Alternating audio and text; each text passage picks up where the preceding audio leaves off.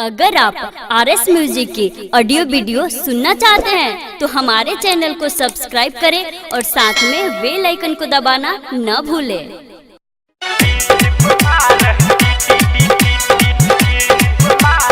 RS music recording studio Rajnagar.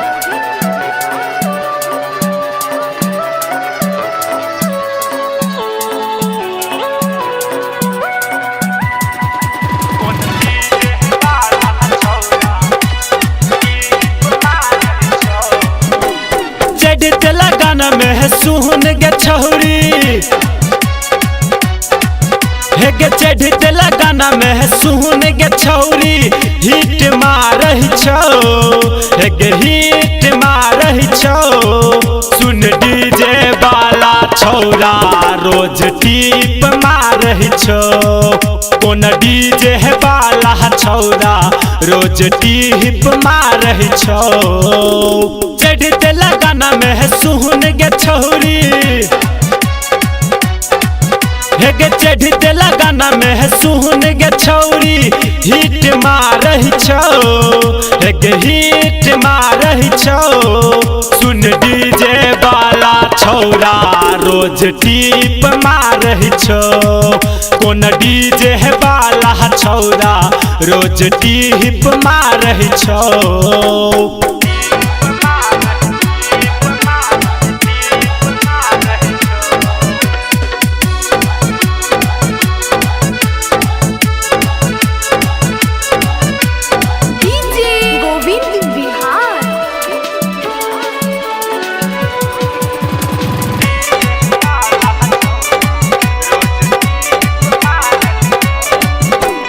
Half Kaul महारही छा छौरी फूल कौल घुमाबही छौ तोहर लभर बात करही लेल मोबाइल बीज ही बताबही छौ।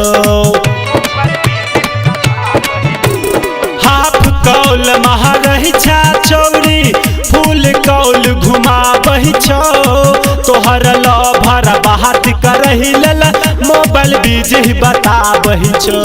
बॉडी में तोहर घून पड़ल छौ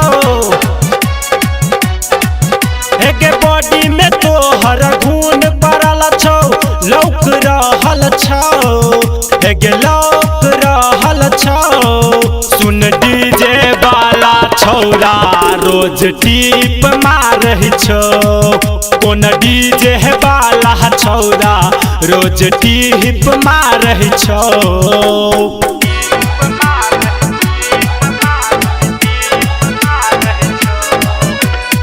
RS music recording studio Rajnagar.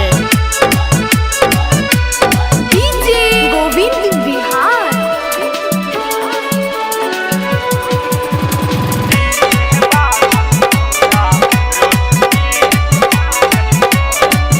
एक बेर बेर संकट में छेला हमारा तू बतौला गे दूसरा संगे भाग के छौरी दुख में हमारा छोड़ला गे। हाँ बेर बेर संकट में छेला हमारा तू बतौला गे दूसरा संगे भाग के छौरी दुख में हमारा छोड़ला गे। बोल सुनई ने तोहर गे गोरिया हे गे बोल सुनई ने तोहर गे गोरिया तीत लागही छौ हे गे तीत लागही छौ सुन डीजे वाला छौरा रोज टीप मारही छौ कौन डीजे वाला छौरा रोज टीप मारही छौ।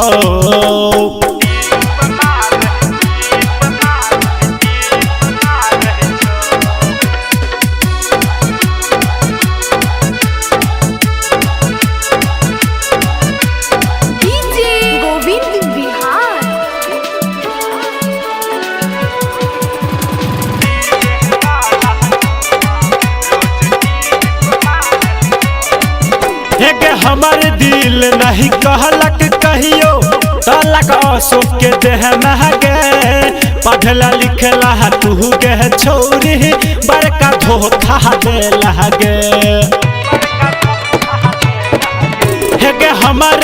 दिल नहीं कहलक कहियो तलक अशोक के देह महगे पढ़ला लिखला तू गह छौरी बड़का धोखा दे लगे बुढ़वा जवन का छौरा के तोहर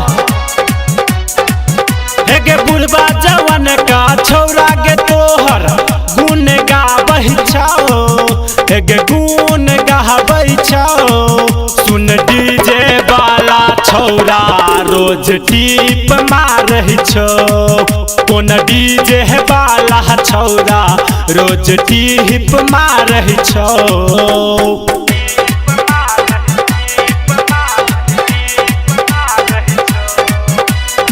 RS Music Recording Studio, Rajnagar.